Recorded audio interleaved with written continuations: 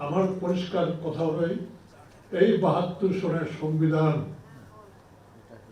কেউ যদি প্রমাণ করতে পারেন ১৫৩টা অনুচ্ছেদ আছে, প্রতিটি বর্ণ, প্রতিটি শব্দ, প্রতিটি অনুচ্ছেদ এটা যদি অপান্ত হয়, কিংবা ইতিহাস, ঐতিহ্য, বর্তমান, ভবিষ্যৎ এবং দূরবর্তী ভবিষ্যৎ দিক নিশানা না দিয়ে থাকে, আদৌ এই সংবিধান চাই না। কেউ কি দেখাতে পারবেন? আমি চ্যালেঞ্জ দিয়ে বলে যেতে চাই, ৭২ সনের সংবিধান হলো বাঙালি জাতির হৃদয় থেকে উৎসরিত ৩০ লক্ষ শহীদের রক্ত দিয়ে যে দলিল লিখিত হয়েছিল তারই প্রতিরূপ, লিখিত রূপ। সেই ৭২ সনের সংবিধানকে যারা লণ্ডভণ্ড করেছে তাদের পরিণতি কি হয়েছে দেখেছেন, এবং যারা ৭২ সনের সংবিধানকে আবার পুনরায় লিখনের কথা, পুনর্লেখনের কথা নিয়ে নানা আজগবি সার্কাস করছেন, তাদেরকেও বলে যেতে চাই, ইতিহাসে আপনাদের দশা এর চেয়েও খারাপ হবে। সংবিধানের তছনছ করবেন না। কোন দেশের সংবিধান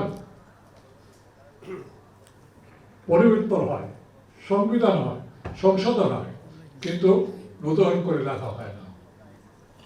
যদি নতুন করে লেখা হয় তাহলে বিপ্লব করতে হবে। আপনারা তো বিপ্লব কেউ করেন নাই। এই সংবিধান থেকে সংসদ শপথ নিয়েছেন, তারপরে কি করে এই সংবিধান প্রতি পদে পদে আপনারা লঙ্ঘন করছেন, আজ হোক কাল হোক জাতির ইতিহাসে তার কলঙ্ক চরিত একটা অধ্যায় হিসেবে রচিত থাকবে। আমি খুব পরিষ্কারভাবে বলতে চাই যে এই সংবিধান ৩টা বিষয়, ৩টা মূল স্তম্ভ, ৩টা পিলার। যারা সংবিধান সংস্কার কমিটিতে আছেন তাদের প্রতি শ্রদ্ধা রেখেই বলতে চাই, কোন আক্কেলে, কোন জ্ঞানে, কোন বিবেকে, জাতির প্রতি ভালোবাসা, মমত্ববোধ, মাটির প্রতি টান, কোনটা নিয়ে আপনারা এই সংবিধানের ৩টা মূল স্তম্ভকে বাদ দিয়ে দিলেন? একটা হলো জাতীয়তাবাদ, একটা হলো ধর্মনিরপেক্ষতা, আর একটা হলো সমাজতন্ত্র। সমাজতন্ত্রের নানা ব্যাখ্যা হতে পারে। এখানে যে ব্যাখ্যা দিয়েছেন আমি ওই ব্যাখ্যার সাথে একমত নয়। আমি পরে আসছি জাতীয়তাবাদ। আজ থেকে ১০০-১৫০ বছর আগে বিদ্রোহী কবি নজরুল ইসলাম লিখেছেন যে বাঙালি জাতি, বাঙালির জয় হোক, বাঙালি জাতির জয় হোক। এসব অজেদারি তিনি লিখেছেন।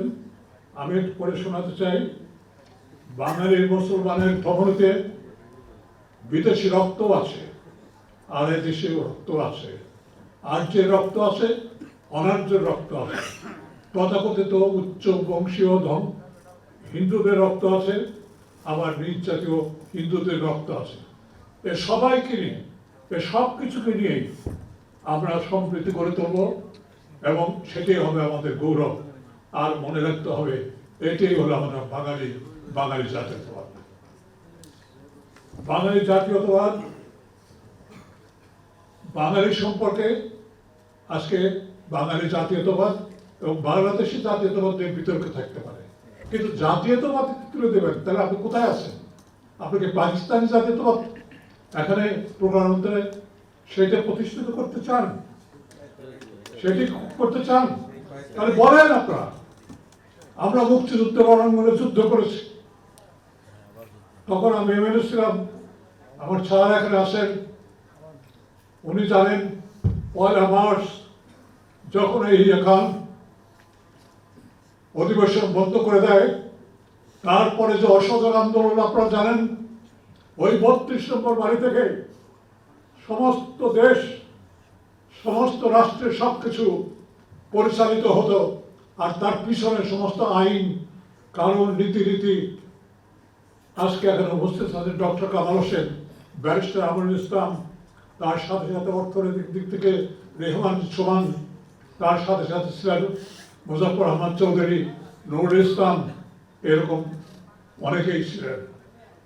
আমি নাম বলতে চাই না, আর দীর্ঘ হবে। ওই বাড়ি থেকেই তো এই সুপ্রিম কোর্টের বিচারপতিরা, নিম্ন আদালতের বিচারকরা, তারা নির্দেশ নিয়ে আসতেন দেশ কিভাবে চলবে, আদালত চলবে কি চলবে না। বঙ্গবন্ধু বলেছিলেন কোর্ট কাছে সব বন্ধ। তখন প্রধান বিচারপতি ছিলেন এবি সিদ্দিকী, তিনি টিক্কা খানকে শপথ দেননি। কার কথায়? বঙ্গবন্ধুর কথায়। রাষ্ট্রের সমস্ত অঙ্গগুলো অসল হয়েছিল অসহযোগ আন্দোলনের জন্য। কার কথায়? বঙ্গবন্ধুর কথায়। কোন বাড়ি থেকে? 32 নম্বর বাড়ি থেকে। সেই 32 নম্বর বাড়ি আজকে বুলডোজার দিয়ে আপনারা গুলিয়ে দিলেন। এই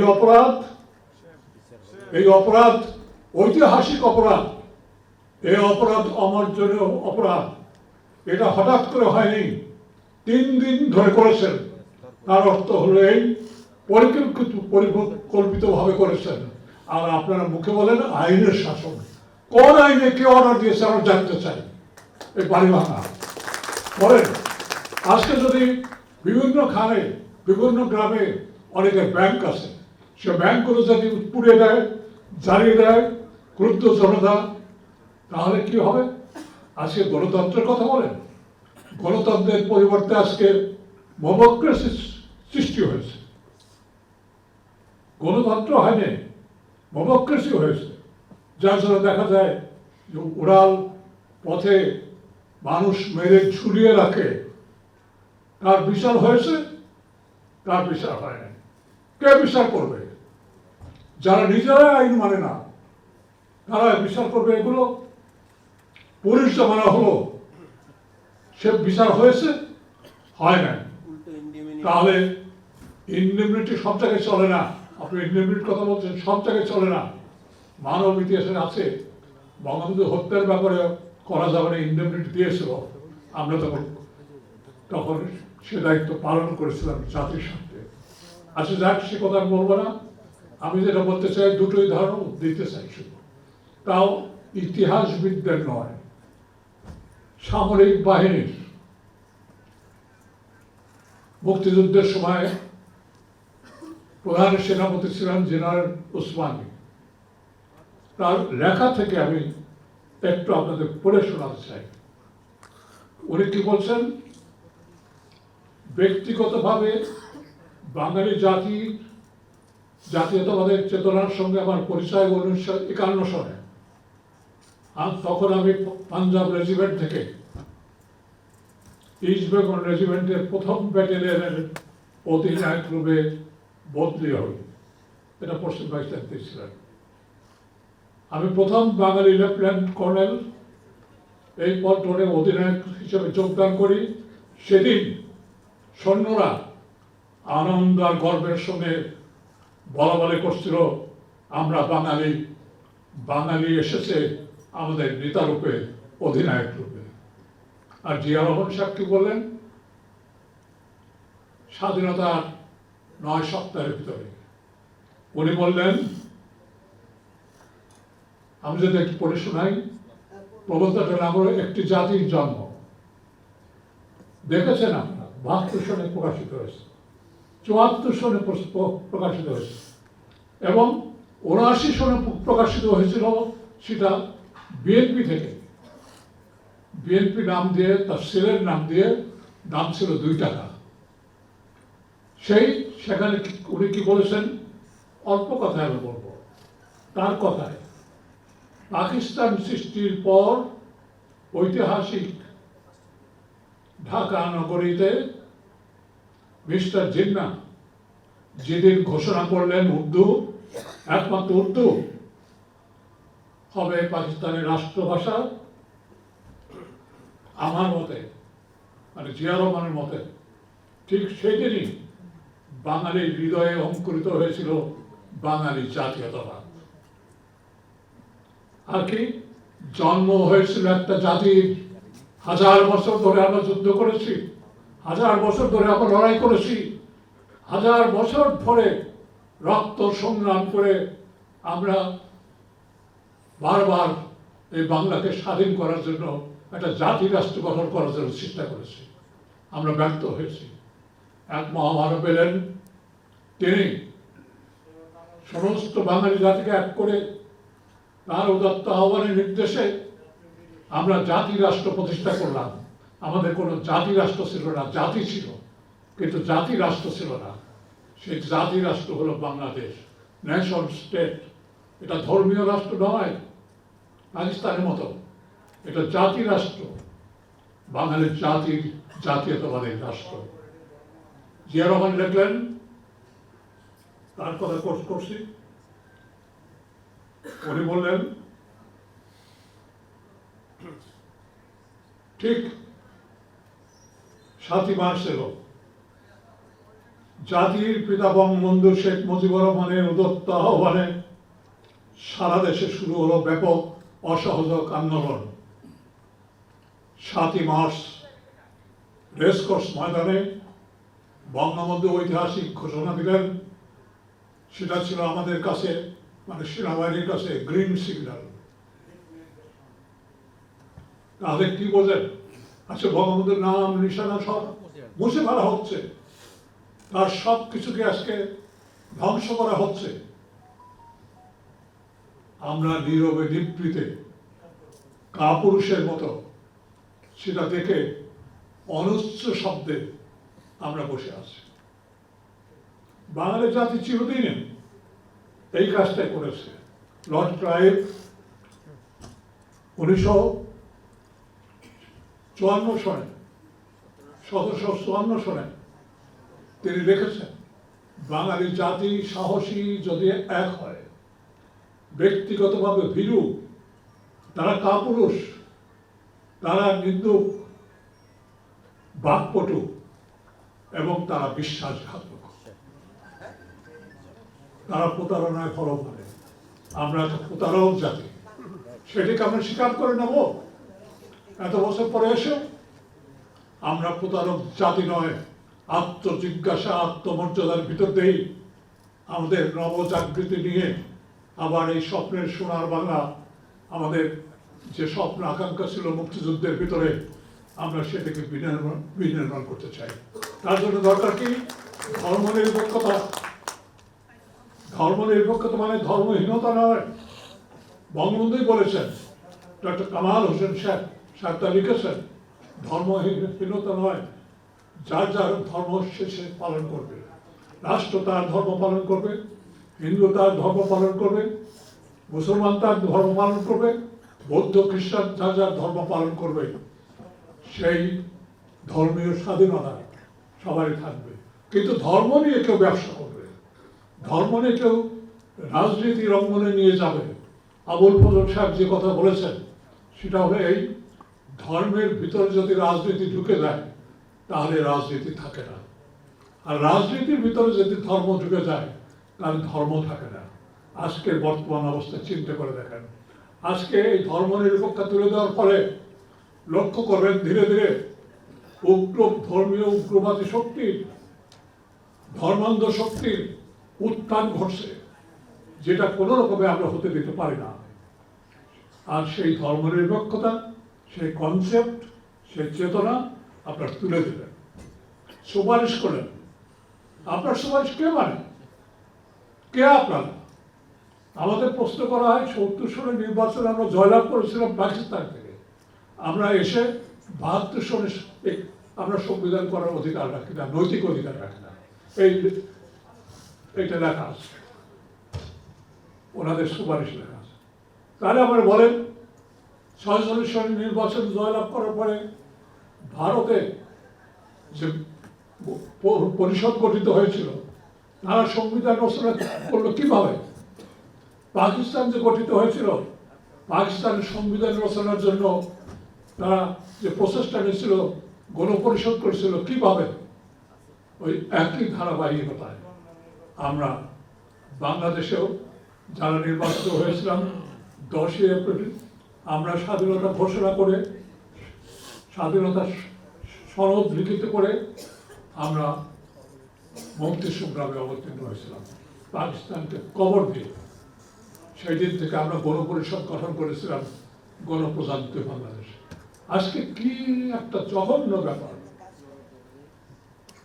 বাংলাদেশের নামটা মুছে ফেলা হচ্ছে। কি গণপ্রজাতন্ত্রী বাংলাদেশটাকে হবে না, পিপুলস রিপাবলিক নাকি হবে না? হতে পারে, হতে পারে পিপুলস রিপাবলিক বাদ দিয়ে অন্য কিছু নাম, গণপ্রজাতন্ত্রী বাদ দিয়ে যে নাম বলেন, গ্রামের কোন মানুষ বুঝবে না শিখবে? 54 বছর ধরে আমরা বলে আসছি গণপ্রজাতন্ত্রী বাংলাদেশ। সেই গণপ্রজাতন্ত্রী বাংলাদেশ হবে না, অনেক জনগণতান্ত্রিক বাংলাদেশ হবে। আপনার প্রস্তাবনা লিখেছেন মুক্তিযুদ্ধের কথা নাই, বিশ্বাস করেন তারা? আমরা কি লিখেছিলাম 72 সনে আমরা লিখেছিলাম ডক্টর কামাল হোসেনের নেতৃত্বে, জাতির পিতা বঙ্গবন্ধুর নেতৃত্বে আমরা লিখেছিলাম, আমরা বাংলাদেশের জনগণ 1971 খ্রিস্টাব্দের মার্চ মাসের 26 তারিখে স্বাধীনতা ঘোষণা করিয়া জাতীয় মুক্তির জন্য ঐতিহাসিক সংগ্রামের মাধ্যমে স্বাধীন সার্বভৌম গণপ্রজাতন্ত্রী বাংলাদেশ প্রতিষ্ঠা করিয়াছে। সেটা বাদ দিয়ে লেখা কি হলো? লেখলো, আমরা বাংলাদেশের জনগণ যারা এই ভূখণ্ডের মানুষের মুক্তির লক্ষ্য ঐতিহাসিক সংগ্রামের মাধ্যমে ধারাবাহিকতায় জনযুদ্ধের মাধ্যমে স্বাধীনতা অর্জন করেছে, তার সাথে কি যুক্ত হলো গণতন্ত্র প্রতিষ্ঠায় স্বৈরাচারী ও ফ্যাসিবাদী শাসনের বিরুদ্ধে যারা লড়াই করেছে প্রতিরোধ আমরা করে তুলেছি। কোথার থেকে কি নিয়ে আসুন, গোজামের তো একটা সীমা আছে। স্বাধীনতার সনদ আমরা লিখেছিলাম 71 সনে। আপনার যদি সাহস থাকে, আপনার যদি সনদ দিতে চান 24 তারিখের এই যে অভ্যুত্থানের বিষয়টা আনতে চান, আপনারা তাদের পরিশিষ্টে দিতে পারেন, পরিশিষ্টে দিতে পারেন। সেই পরিশিষ্টে প্রস্তাব করলে সেটা পার্লামেন্টে পাস হবে কি পাস হবে না সেটা পরে দেখা যাবে। আপনি 72 সনের সংবিধানের আপনার প্রস্তাবনা তুলে দিয়ে জাতির কাছে মহা অপরাধ করেছে। এই অপরাধ সংশোধন করার দায়িত্ব হলো জনগণের, সচেতন জনগণের, আপনাদের, আমার, সবার। এটা কারো ব্যক্তিগত ব্যাপার নয়, কারণ সংবিধান একটা দেশের আর্থ সামাজিক রাজনৈতিক সাংস্কৃতিক ইতিহাস ঐতিহ্য সব কিছুকে ধারণ করে একটা সংবিধান রচিত হয়, লিখিত হয়। আপনারা কোন ইতিহাস ধারণ করেছেন, কোথ থেকে ইতিহাস পেয়েছেন? আপনাদের ইতিহাসের এবং বাক্যে এবং শব্দে কোনো ঐতিহ্য খুঁজে নাই, পাই না। আপনারা একটা দাঁড় করেছেন ভালো, সম্পূর্ণভাবে আপনারা দেখবেন দ্বিকক্ষ হবে। আমি স্যারের সাথে একটু আগে আলাপ করছিলাম, এটা unitary form of government, unitary form of state. এই স্টেটে দ্বিকক্ষ হয় না, এই স্টেটে এক কক্ষ হয়। এক কক্ষই আপনি সামাল দিতে পারেন না, সেখানে 67 ভাগ আছে ব্যবসায়ী আর 2 ভাগ আসে হলো গান গায় যারা। এরকম এক কক্ষই পারেন না, দ্বিকক্ষ 3 কক্ষ কিভাবে করবেন? সেখানে বসে তো দেখা যাবে যারা পণ্ডিত বৃদ্ধাশ্রম হবে, আমরা যারা বৃদ্ধ আমাদের জন্য একটা ভালো আশ্রম হবে ওই জায়গায়। টাকা কত খরচ হয়? এক কক্ষের জন্য বছরে 1000 কোটি টাকার মতো লাগে, কম বেশি। যদি দ্বিকক্ষ করেন 2000 কোটি টাকা লাগবে। আবার প্রস্তাব দেন 5 প্রদেশ করে 5টা করবেন, তাহলে কত টাকা লাগবে? 5000 7000 টাকা লাগবে। কোথা টাকা আসবে? কে টাকা দেবে? টাকা দেয় তো গরিব মানুষ। এই সংসদ করে কি লাভ হবে তাদের? 2 কক্ষ 3 কক্ষ করে, বরং এক কক্ষ যাতে সুষ্ঠুভাবে নির্বাচন হয়, যাতে নিরপেক্ষ নির্বাচন হয়। তার সাথে আর একটা কথা বলে যাই, সেটা হলো ইনক্লুসিভ ইলেকশন হতে হবে। গত পরশুদিন সেনাপ্রধানও তাই বলেছেন, বিদেশিরও তাই বলছেন, স্যারও তাই বলেন, ইনক্লুসিভ সবাইকে নিয়ে নির্বাচন হতে হবে। ব্যক্তির অপরাধ আইনের আওতায় যা হয় হয়, কিন্তু একটা দল যে দলের 30 ভাগ 33 ভাগ 35 ভাগ সমর্থন এখনো আছে, সেই দলকে যদি বাদ দেন তাহলে এই নির্বাচন করে কোনো লাভ হবে না। দেশের ভিতরে অনিশ্চয়তা থাকবেই, নিশ্চয়তা, স্বস্তি আসবে না, শান্তি আসবে না, জনগণের সমৃদ্ধ হবে না, কল্যাণ হবে না।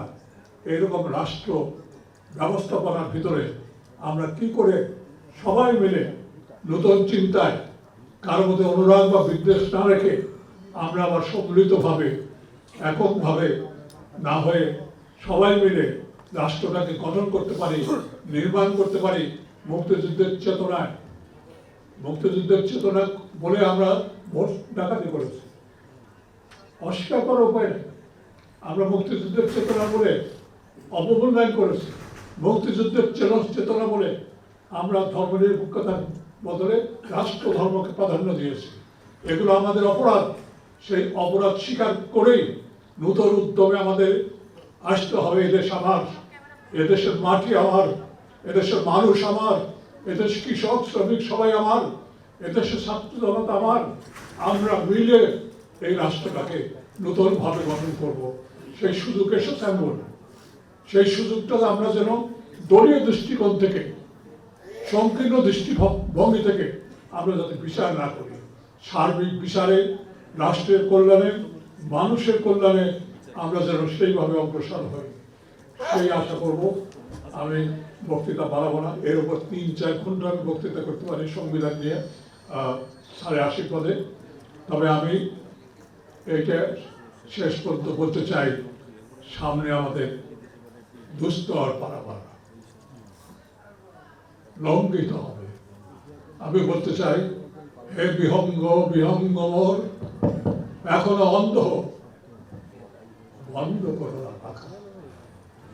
আমাদের সামনের সংগ্রাম, সেই সংগ্রামের জাতি গঠনের, সেই সংগ্রাম সোনার বাংলা প্রতিষ্ঠান, সেই সংগ্রাম অসম্পদের বাংলাদেশ প্রতিষ্ঠান, সেই সংগ্রাম আমাদের জাতীয়তাবাদে উদ্বুদ্ধ হয়ে আমরা যেন গলা ছেড়ে গান গাইতে পারি, আমার সোনার বাংলা আমি তোমায় বড় ভালোবাসি।